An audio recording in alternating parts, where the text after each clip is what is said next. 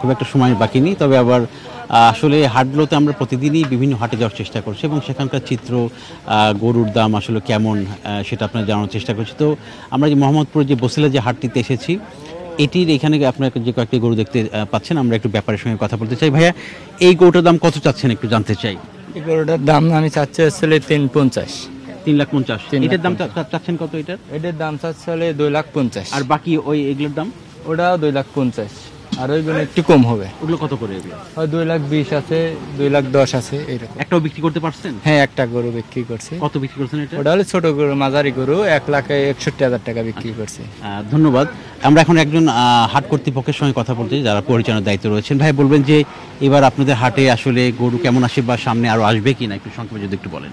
জি, আমাদের বাজার আসলে কি আমরা জানি যে 5 তারিখের পরে পেঁচিশ হাসিনা যাওয়ার পর এই প্রথম বাজার, এই বাজারটা নিয়েছে।